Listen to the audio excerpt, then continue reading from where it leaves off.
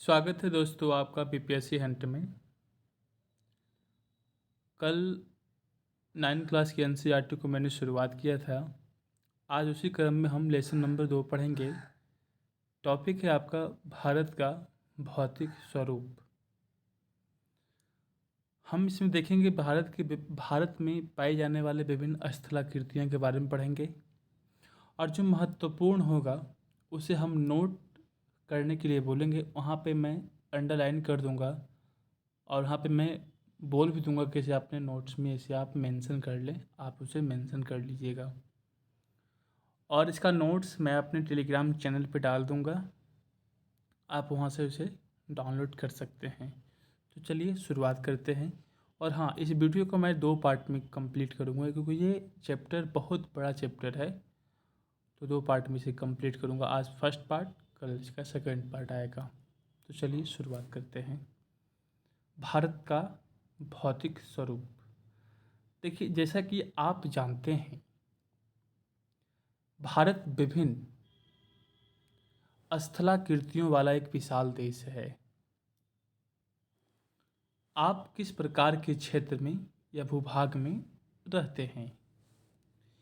यदि आप मैदानी क्षेत्र में रहते हैं तो आप वहाँ के दूर तक फैले विशाल मैदान से परिचित होंगे। यदि आप पर्वतीय क्षेत्र के निवासी हैं तो पर्वतीय ढलानों से परिचित होंगे, वहाँ की घाटियों से परिचित होंगे। वास्तव में हमारे देश में हर प्रकार की भू आकृतियाँ पाई जाती है। जैसे पर्वत भी पाया जाता है, मैदान भी पाया जाता है, मरुस्थल भी है, पठार भी है, द्वीप समूह है। तो हम इसके बारे में आज हम डिटेल से पढ़ेंगे।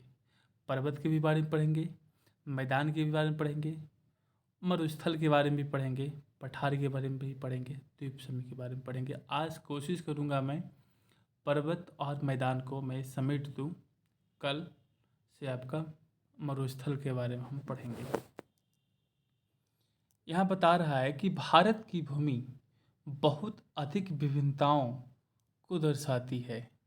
भारत की जो भूमि है बहुत अधिक विभिन्नताओं को दर्शाती है। भूगर्भीय तौर पर प्रायद्वीपीय पठार, पहला पॉइंट आप नोट करेंगे। यहाँ पे पहला पॉइंट क्या नोट करेंगे आप? यहाँ पे देखेंगे, यहाँ बता रहा है भूगर्भीय तौर पर प्रायद्वीपीय पठार बोल रहा है पृथ्वी की सतह का प्राचीनतम भाग है।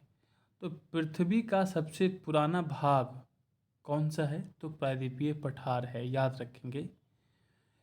पहला पॉइंट आप इसे नोट करते हुए चलेंगे। इस भूमि का एक बहुत ही कहा गया, इसे भूमि का एक बहुत ही स्थिर भाग माना जाता था। जो प्रायद्वीपीय पठार जो था ना भारत का, उसे पृथ्वी का स्थिर भाग माना जाता था, परंतु हाल ही में आया भूकंप इसे गलत साबित कर दिया। ठीक है। हिमालय एवं उत्तरी मैदान हाल की बनी स्थलाकृतियाँ। दूसरा पॉइंट, हिमालय एवं उत्तरी मैदान जो है न्यू है, नया नया बना ही है अभी, नया नया बना है अभी, याद रखेंगे। बनी स्थलाकृतियाँ हैं। भूगर्भ वैज्ञानिक के अनुसार हिमालय पर्वत एक अस्थिर भाग है। क्या बता रहा है? भूगर्भ वैज्ञानिक के अनुसार हिमालय पर्वत एक अस्थिर भाग है। हिमालय की पूरी पर्वत श्रृंखला एक युवा स्थलाकृति को दर्शाता है। जैसे इसमें क्या क्या है?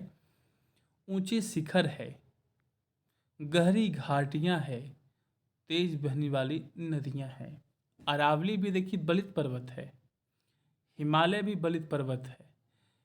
हिमालय युवा पर्वत है, अरावली बूढ़ा पर्वत है, यानी ओल्ड पर्वत है। दोनों में क्या अंतर है? ऊंचे शिखर हिमालय में पाया जाता है, अरावली में नहीं पाया जाता है। गहरी घाटियाँ अरावली में नहीं पाया जाता है, अरावली पर्वत में। और तेज बहने वाली नदियाँ यहाँ पर भी नहीं पाया जाता है। दोनों में मैंने अंतर करके मैंने आपको बता दिया। देखिए, ये आपका मैदान कैसे बना है और ये पर्वत कैसे बना, हिमालय पर्वत। तो आप थोड़ा गौर से यहाँ पे सुनेंगे। एक वैगनर साहब हैं, उन्होंने कहा कि जो पूरी पृथ्वी है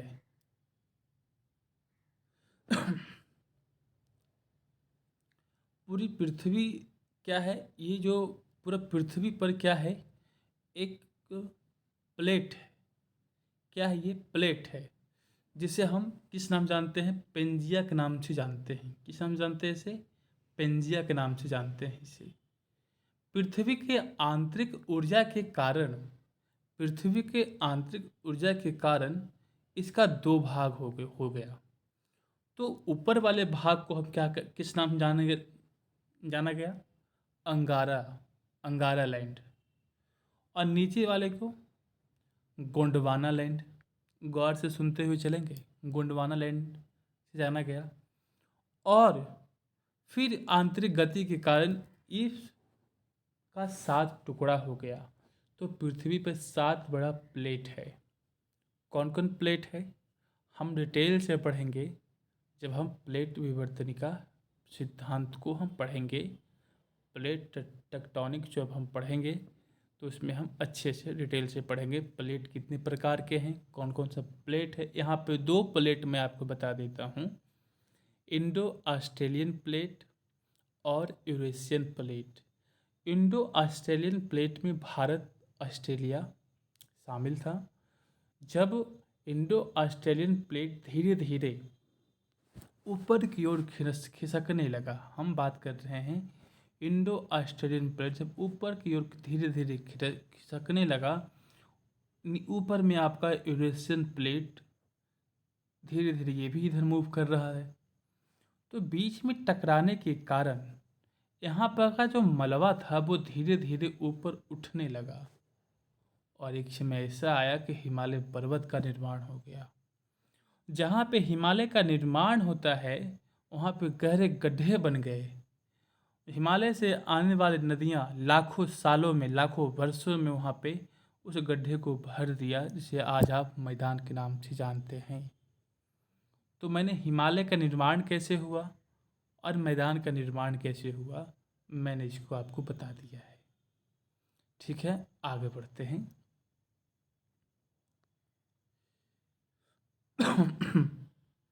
थोड़ी हमारी तबीयत खराब है, थोड़ा सा समझते हुए चलेंगे और जहाँ मैं बोलूँगा नोट करना है वहाँ आप नोट करते हुए चलेंगे। ठीक है।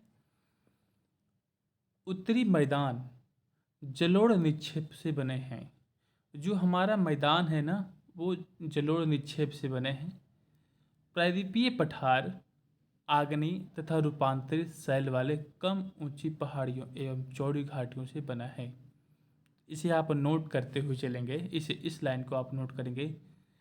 प्रायद्वीपीय पठार आग्नेय तथा रूपांतरित शैलों से बना है। बस इतना ही लिखेंगे आप। अब हम पढ़ने जा रहे हैं मुख्य भौगोलिक वितरण। भारत की भौगोलिक आकृतियों को निम्नलिखित वर्गों में विभाजित किया जा सकता है। आप सीधे सीधे इस टॉपिक को आप लिख दें, भौगोलिक वितरण पूरा लिख दें। उसके बाद इस लाइन को पूरा लिख देंगे। भारत की भौगोलिक आकृतियों को निम्नलिखित वर्गों में विभाजित किया जा सकता है। पहला कौन सा है? हिमालय पर्वत श्रृंखला है। दूसरा कौन है? उत्तरी मैदान है। तीसरा कौन सा है? प्रायद्वीपीय पठार है। चौथा कौन सा है? भारतीय मरुस्थल है। पांचवा कौन सा है? तटीय मैदान है। और छठवां कौन सा है? द्वीप समूह है। तो हम पढ़ने जा रहे हैं सबसे पहले हिमालय पर्वत श्रृंखला के बारे में। आप ठीक इसी प्रकार से लिखेंगे। जो मैं हिमालय में लिखवाऊंगा या फिर जहाँ मैं बोलूँगा नोट करना है, उसे आप नोट करेंगे या फिर मैं लिखवा ही दूंगा आपको। ठीक है, चलिए। हिमालय पर्वत आप हेडिंग डाल दें और पढ़ते हैं हम। जहाँ मैं बोलूँगा नोट करना है उसे नोट करेंगे या फिर मैं लिखवाऊंगा उसे लिखना है। भारत की उत्तरी सीमा पर विस्तृत हिमालय भूगर्भीय रूप से युवा एवं बनावट के दृष्टिकोण से बलित पर्वत श्रृंखला है। ये पर्वत श्रृंखलाएं पश्चिम पूर्व दिशा में सिंधु से लेकर ब्रह्मपुत्र तक फैली है। हिमालय विश्व की सबसे ऊंची पर्वत श्रेणी है और एक अत्यधिक असम अवरोधों में से एक है। ये 2400 किलोमीटर की लंबाई में फैले एक अर्धवृत्त का निर्माण करते हैं। इसकी चौड़ाई कश्मीर में 400 किलोमीटर है, अरुणाचल में 150 किलोमीटर है। अब मैं लिखवा रहा हूँ, उसे आप लिखेंगे। पहला पॉइंट लिखेंगे, हिमालय विश्व की सबसे ऊंची पर्वत श्रेणी है। हिमालय विश्व की सबसे ऊंची पर्वत श्रेणी है।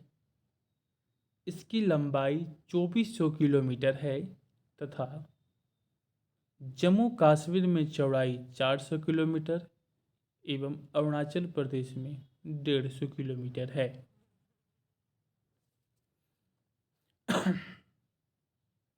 लिख लिया। तथा इसका विस्तार पश्चिम से पूरब दिशा में सिंधु से लेकर ब्रह्मपुत्र तक फैली है और यह अर्धवृत्त का निर्माण करते हैं। ठीक है, मैंने इतना लिखवा दिया है, आगे बढ़ते हैं। पश्चिमी भाग की अपेक्षा पूर्वी भाग में अधिक विविधता पाई जाती है। अपने देशांतरीय विस्तार के साथ हिमालय को 3 भाग में बांट सकते हैं। इन श्रृंखलाओं के बीच बहुत अधिक संख्या में घाटियां पाई जाती है। सबसे उत्तरी भाग में स्थित श्रृंखला को महान या आंतरिक हिमालय या हिमाद्री के कहते हैं। ठीक है, यह सबसे अधिक सतत श्रृंखला है जिसमें 6000 मीटर की औसत ऊंचाई वाले सर्वाधिक ऊंचे शिखर हैं। इसमें हिमालय के सभी मुख्य शिखर हैं। अब हम बात करते हैं महान हिमालय। जो भी आप पढ़े हैं, हिमालय के सभी मुख्य शिखर इसी में पाए जाते हैं। अब हम बात करते हैं, दूसरा पॉइंट लिखेंगे आप। दूसरा पॉइंट लिखेंगे, हिमालय को 3 भाग में बांटकर अध्ययन करते हैं। करते तो 4 हैं, परंतु NCERT 9 के अनुसार हम 3 ही पढ़ेंगे। ठीक है, तो लिखेंगे हिमालय को 3 भाग में बांटकर अध्ययन करते हैं। पहला आपका कौन सा है? महान हिमालय या महान हिमालय को क्या कहते हैं? आंतरिक हिमालय, या फिर उसी को हिमाद्री हिमालय के नाम से जानते हैं। ठीक है, पहला आपने क्या लिखा? महान हिमालय, आंतरिक हिमालय या फिर हिमाद्री हिमालय, तीनों एक ही नाम है। दूसरा आप लिखेंगे निम्न हिमालय या लघु हिमालय या हिमाचल हिमालय। तीसरा लिखेंगे आप शिवालिक हिमालय। तो 2 पॉइंट मैंने आपको लिखा दिए हिमालय पर्वत में। अब हम पहला भाग जो हम बांटे हैं, महान हिमालय, आंतरिक हिमालय, उसके बारे में हम पढ़ने जा रहे हैं। तो हमने उसके बारे में क्या पढ़ा कि यह एक सतत श्रृंखला है। यह सबसे अधिक सतत श्रृंखला है, कहीं कटाफटा नहीं है। पहला पॉइंट, जिसमें 6000 मीटर की औसत ऊंचाई वाले सर्वाधिक ऊंचे शिखर है। जो आपका महान हिमालय में जो भी ऊंचे चोटी शिखर जो पाए जाते हैं, 6000 मीटर से अधिक सर्वाधिक वाले इसमें पाए जाते हैं। आगे बात करते हैं हम। आगे क्या बता रहा है? हिमाद्री के दक्षिण में स्थित, ऊपर भी है, महान हिमालय के विलय की प्रकृति असममित है। हिमालय के इस भाग को क्रोड ग्रेनाइट का बना है। यह श्रृंखला हमेशा बर्फ से ढकी रहती है तथा इससे बहुत सी हिमानियों का प्रवाह होता है। जो अभी आपने महान हिमालय को पढ़ा है ना, महान हिमालय, इसमें 3 बातों को आप लिखेंगे। यह सबसे अधिक सतत श्रृंखला है। दूसरा दूसरा क्या लिखेंगे, 6000 की औसत ऊंचाई वाला यहाँ चोटी पाए शिखर होते हैं। तीसरा क्या लिखेंगे, यह क्रोड ग्रेनाइट का बना हुआ है, क्रोड ग्रेनाइट का बना हुआ है। आगे बात करते हैं। अब हिमाद्री के दक्षिण में, अब जहाँ पे अब हम बात करते हैं कि ये हम महान हिमालय, इसी को हम हिमाद्री कहते हैं, इसी को हम आंतरिक हिमालय कहते हैं। तो इसी के दक्षिण में बोल रहा है, हिमाद्री के दक्षिण में स्थित श्रृंखला सबसे अधिक असम है एवं हिमाचल या निम्न हिमालय के नाम से जानते हैं। इन श्रृंखलाओं का निर्माण मुख्यतः अत्यधिक संपीड़ित तथा प्रवर्तित शैलों से हुआ है। इनकी औसत ऊंचाई 3700 मीटर, नोट करते हुए चलेंगे, 3700 मीटर से 4500 मीटर के बीच है। औसत चौड़ाई 50 किलोमीटर है। जबकि पीर पंजाल सबसे लंबी तथा सबसे महत्वपूर्ण श्रृंखला है। पूछेगा कि जो आपका निम्न हिमालय है या फिर हिमाचल हिमालय का सबसे लंबी पर्वत श्रृंखला कौन सा है, तो पीर पंजाल पर्वत श्रृंखला। आगे बात करते हैं। धौलाधर एवं महाभारत श्रृंखलाएं भी महत्वपूर्ण है। इसी श्रृंखला में कश्मीर की घाटी, हिमाचल के कांगड़ा एवं कुल्लू की घाटियां स्थित है। इस क्षेत्र को पहाड़ी नगरों के लिए भी जाना जाता है।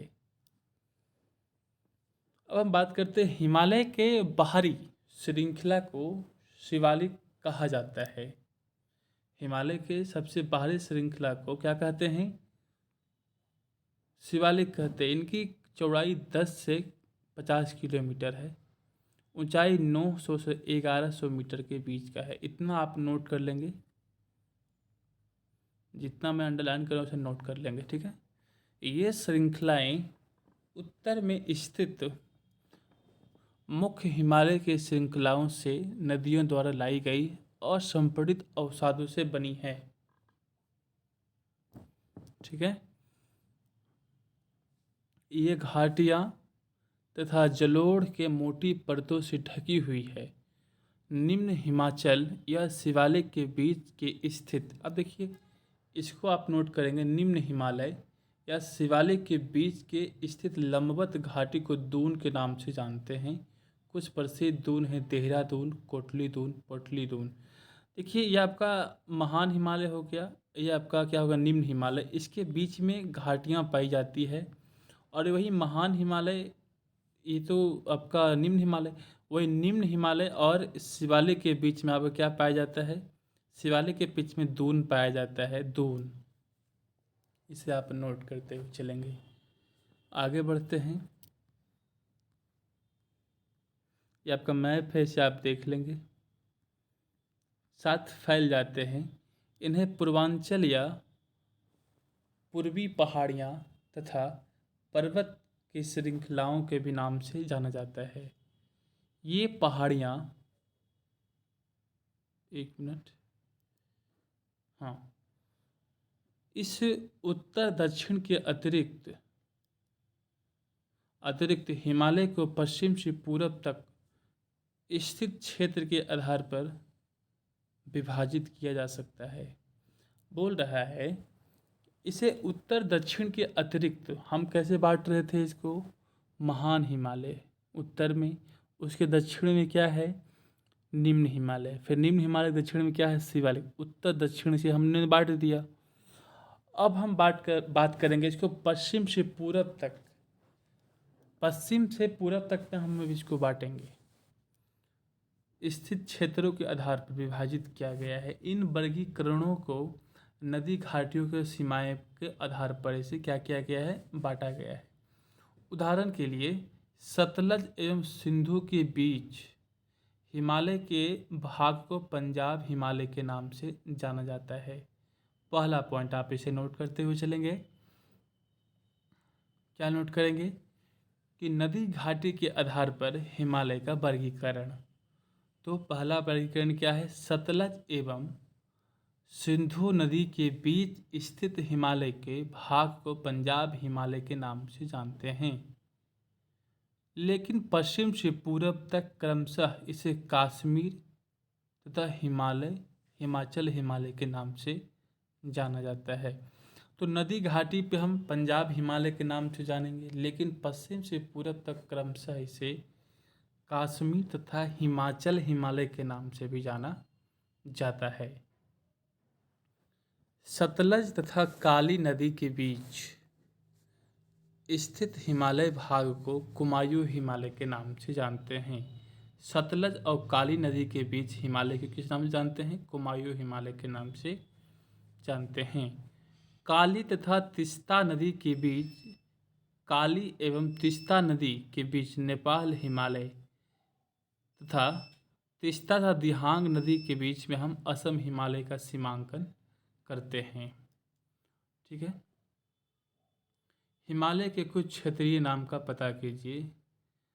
ब्रह्मपुत्र हिमालय के सबसे पूर्वी सीमा बनाती है। अब देखिए, ब्रह्मपुत्र नदी जो है हिमालय का सबसे पूर्वी सीमा बनाती है।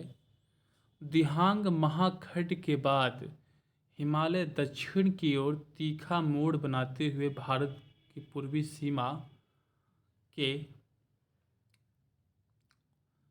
सीमा के साथ फैल जाता है।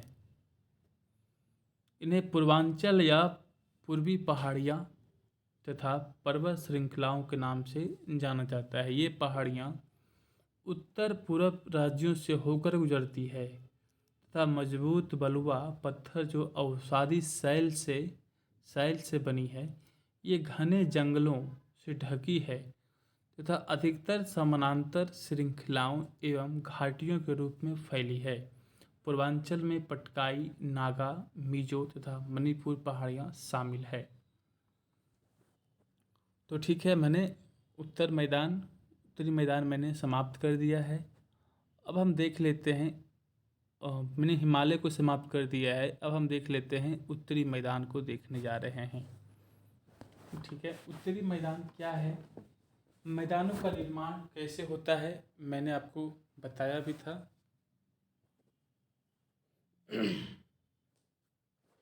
ठीक है, देखते हैं। थोड़ा सा मोबाइल स्क्रीन घूम गया था, उसके लिए टेंशन नहीं लेना है ना, सब कुछ वही है। यहाँ बातें हो रही है उत्तरी मैदान। उत्तरी मैदान 3 प्रमुख नदी प्रणालियों जैसे सिंधु, गंगा एवं ब्रह्मपुत्र तथा इनकी सहायक नदियों से बना है। जो उत्तर का जो मैदान है वो 3 नदियों से बना है एवं उसकी सहायक नदियों से मिलकर के। कौन कौन नदी है वो? सिंधु, गंगा एवं ब्रह्मपुत्र। ठीक है, यहाँ बात, यह मैदान नोट करते हुए चलेंगे। उत्तरी मैदान हेडिंग डाल देंगे, नोट करेंगे कि उत्तर का मैदान 3 नदियों से मिलकर बना है, सिंधु, गंगा एवं ब्रह्मपुत्र एवं इनकी सहायक नदियों से लिख सकते हैं। यह मैदान जलोढ़ मृदा से बना है। दूसरा पॉइंट, यह मैदान, उत्तर का जो मैदान है वो जलोढ़ मृदा से बना है।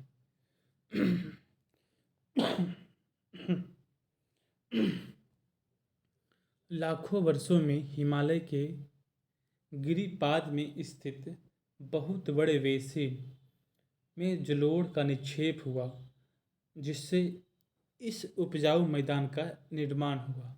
इसका विस्तार 7 लाख वर्ग किलोमीटर के क्षेत्र पर है।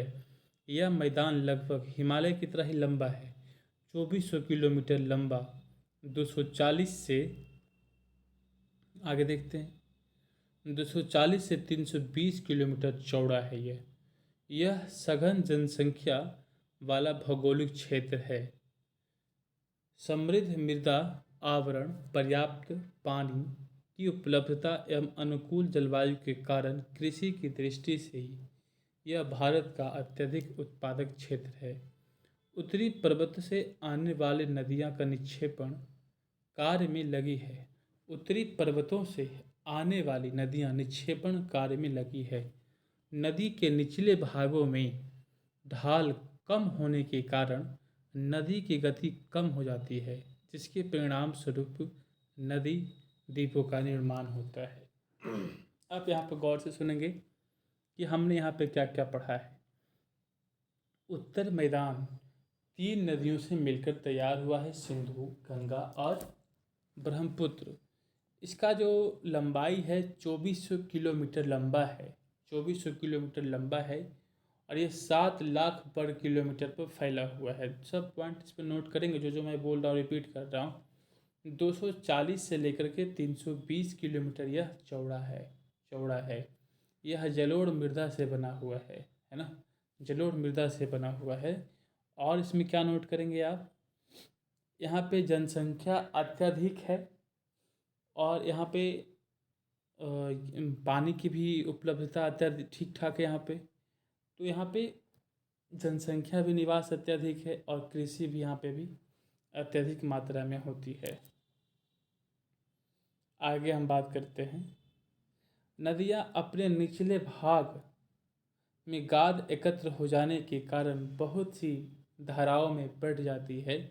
इन धाराओं को वितरिका कहा जाता है।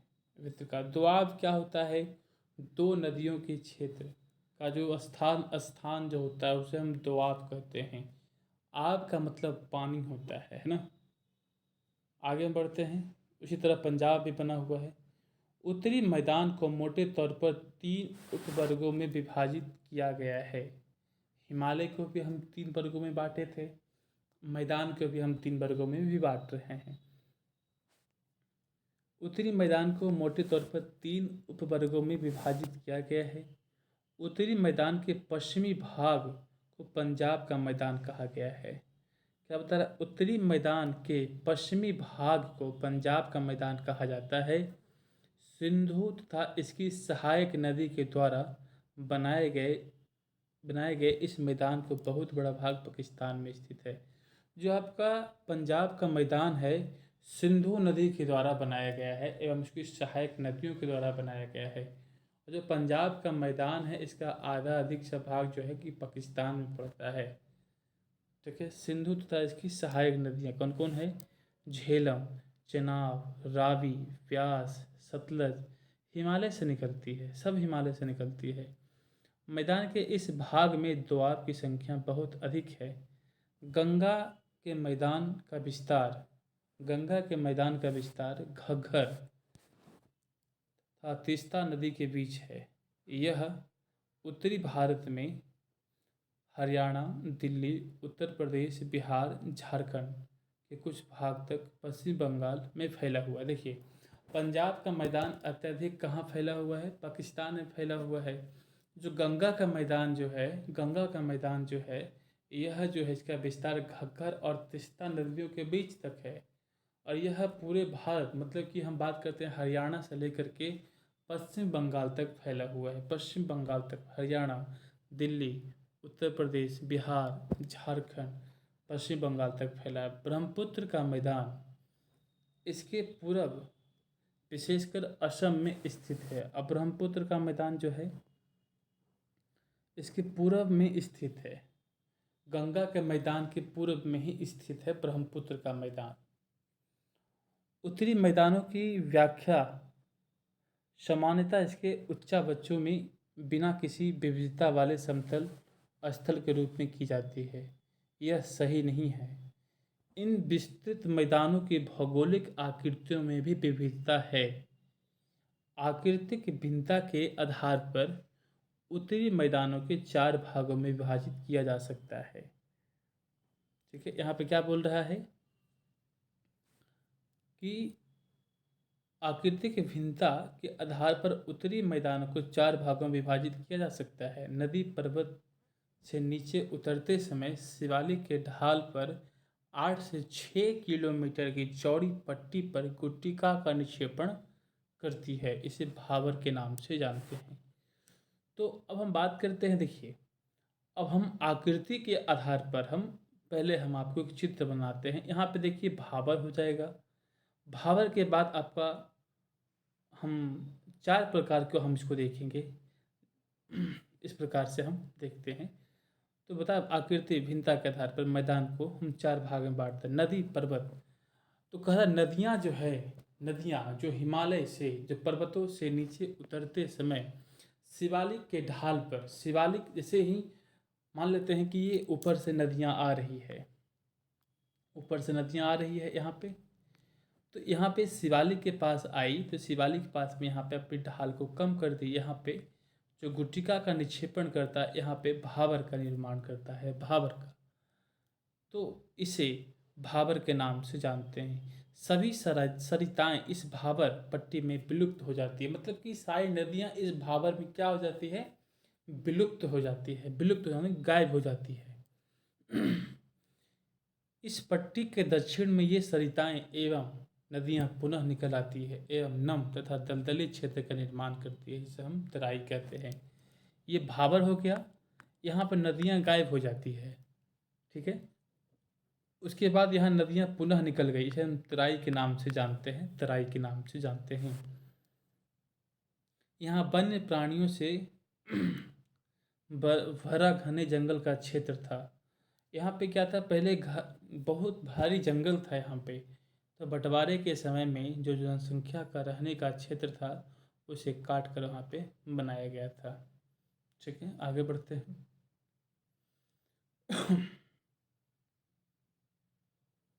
अब हम बात करते हैं क्या काटा जा चुका है यहाँ पे। इस क्षेत्र को दुधवा राष्ट्रीय पार्क की स्थिति ज्ञात कीजिए। इसी क्षेत्र की सॉरी, दुधवा राष्ट्रीय पार्क यहीं पे है, एटलस में देख करके पता लगाइए।